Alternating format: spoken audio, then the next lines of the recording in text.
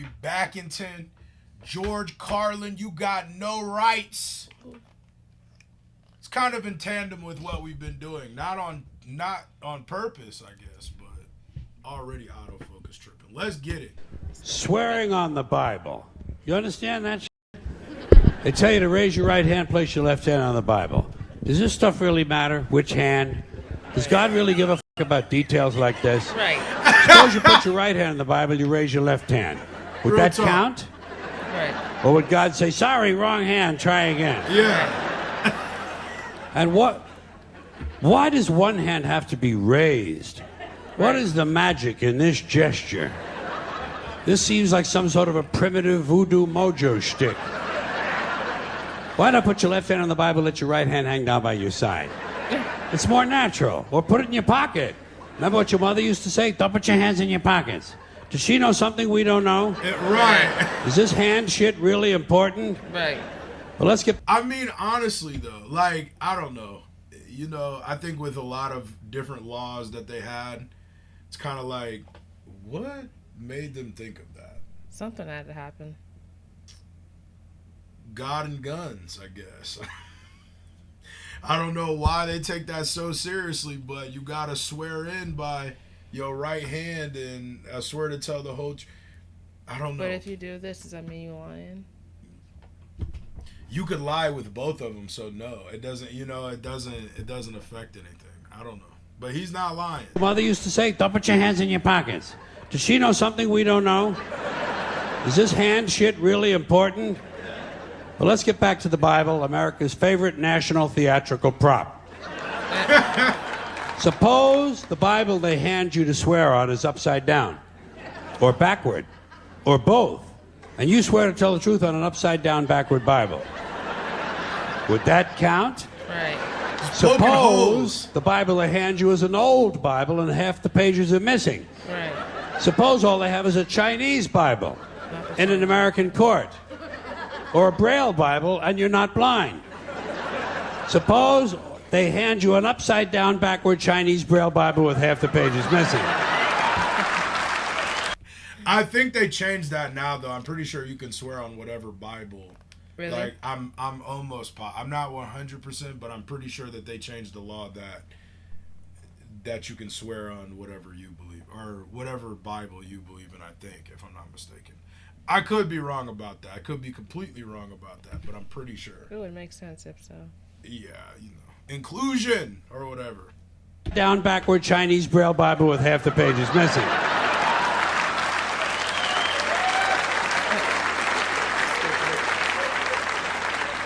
At what point does all of this stuff just break down and become just a lot of stupid shit that somebody made up?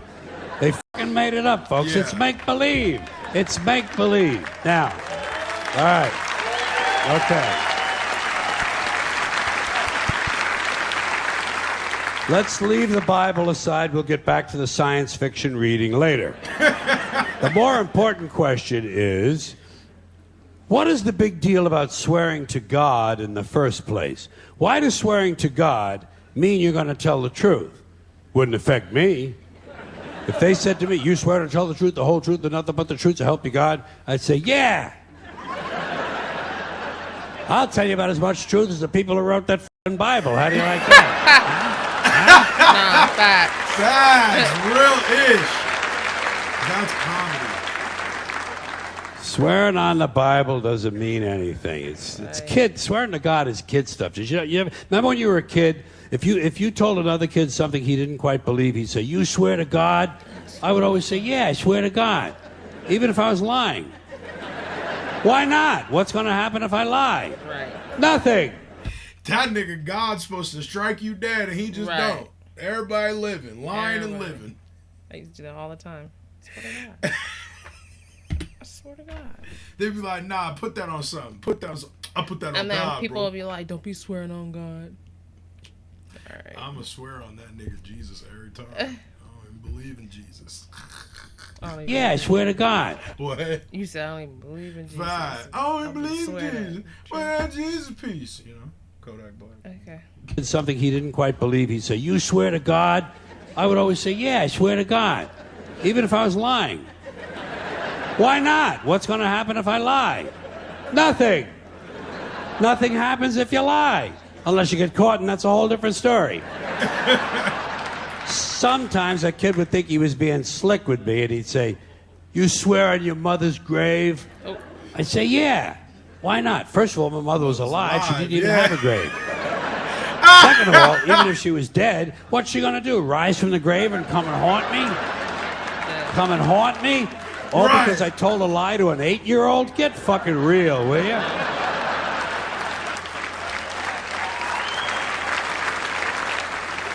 That boy on to something.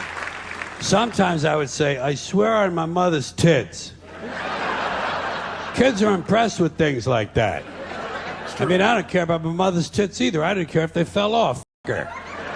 Not my problem. They're your tits, Ma. You keep an eye on them. You keep an eye on them. Swearing to God doesn't mean anything. Swearing on the Bible doesn't mean anything. You know why? Because Bible or no Bible, God or no God, if it suits their purposes, people are going to lie in court. The police do it all the time. All the time. Yes, they do. It's part of their job to protect, to serve, and to commit perjury whenever it supports the state's case. He's stupid. Swearing on the Bible is just one more way of controlling people and keeping them in line, and it's one more thing that holds us back as a species. Here's one more item for you, the last in our civics book, rights. Boy, everyone in this country is always running around yammering about their fucking rights. I have a right, you have no right, we have a right, they don't have a right. Folks, I hate to spoil your fun, but there's no such thing as rights, okay? They're imaginary. We made them up, like the boogeyman. Yeah. The Three Little Pigs, Pinocchio, Mother Goose, shit made like that. Rights are an idea. They're just imaginary. They're a cute idea. Cute. But that's all. Cute and fictional. But if you think you do have rights, let me ask you this. Where do they come from? People say, well, they come from God. They're God-given rights. Oh, fuck, here we go again. Here we go again. The God excuse. The last refuge of a man with no answers and no argument. It came from God. Anything we can't describe must have come from God. Personally, folks, God works in mysterious ways. Baby, God work. Why'd you stub your toe? People let us say that. Because God works in mysterious ways. I lost my job. It's a sign from God. No, nigga, you lost your job. Now you got to get another one. God let you down because that nigga let you get fired, bruh. Jesus. Wow, or whatever they be saying. That's the number one excuse people can use for God. He works in mysterious ways. Death, he works in mysterious ways. My bad, though, if y'all like Jesus and stuff. I don't, like Jesus, I just... But you were also watching George Carlin, so... Yeah, so laugh, funny. It came from God. Anything we can't describe must have come from God. Personally, folks, I believe that if your rights came from God, he would have given you the right to some food every day, and he would have given you the right to a roof over your head. God would have been looking out for you. God would have been looking out for you. You know that? He would have been worried about making sure you have a gun so you get drunk on Sunday night and kill your girlfriend's parents. But let's say it's true. Let's say God gave us these rights. Why would he give us a certain number of rights? The Bill of Rights in this country has 10 stipulations, okay? 10 rights. And apparently God was doing sloppy work that week because we've had to amend the Bill of Rights an additional 17 times. So God forgot a couple of things like slavery. Just f***ing slipped his mind.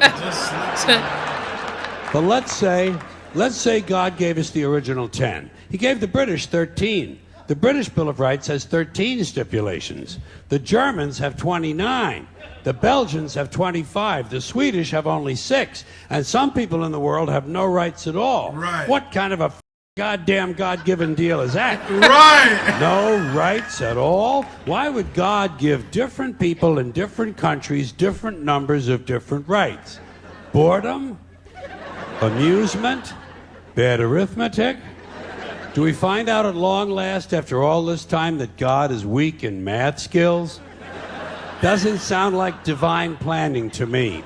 Sounds more like human planning. Sounds more like one group trying to control another group. In other words, business as usual in America. Yeah. Now, if you think you do have rights, one last assignment for you. Next time you're at the computer, get on the internet, go to Wikipedia. When you get to Wikipedia, in the search field for Wikipedia, I want you to type in Japanese Americans 1942, and you'll find out all about your precious rights, okay? All right.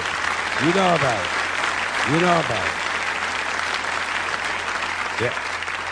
In 1942, there were 110,000 Japanese American citizens in good standing, law-abiding people who were thrown into internment camps simply because their parents were born in the wrong country. That's all they did wrong. They had no right to a lawyer, no right to a fair trial, no right to a jury of their peers, no right to due process of any kind.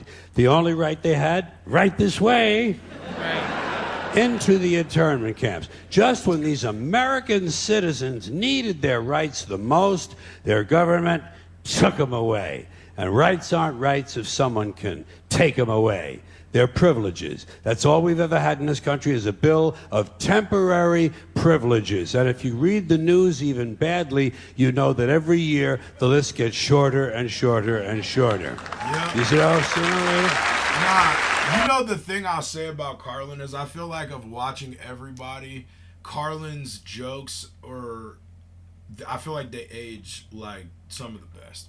Because majority of the stuff that he's talking about is still relevant now. You know what I mean? And like sometimes like outdated. Like a person like Andrew Dice Clay is more outdated for a moment like right now, and because people are gonna find his humor not the same way. Like everybody's humor, I guess, goes in stages. Even Dave Chappelle, like some people think this Dave Chappelle was funnier than this Dave Chappelle. But I guess Carlin, I feel like consistency wise, I feel like he has some of the best aging jokes. You know? Like, yeah. And I don't even know if these are jokes because low key he just be spitting facts, and it's like you kind of it feel like you had church of Carlin. A philosophy. Facts.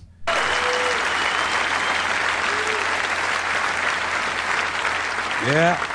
Sooner or later, the people in this country are going to realize the government does not give a about them. Government doesn't care about you or your children or your rights or your welfare or your safety. It simply doesn't give a about you. It's interested in its own power. That's the only thing, keeping it and expanding it wherever possible. Personally, when it comes to rights, I think one of two things is true.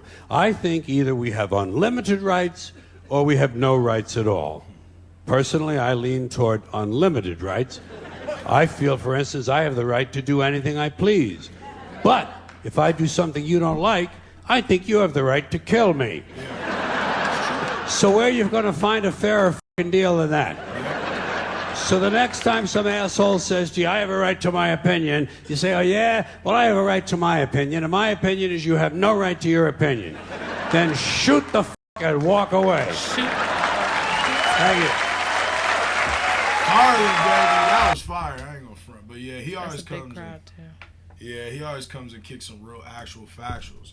Hit that like button, hit that subscribe button, roll to 50,000. Wow, let's get it. Bye.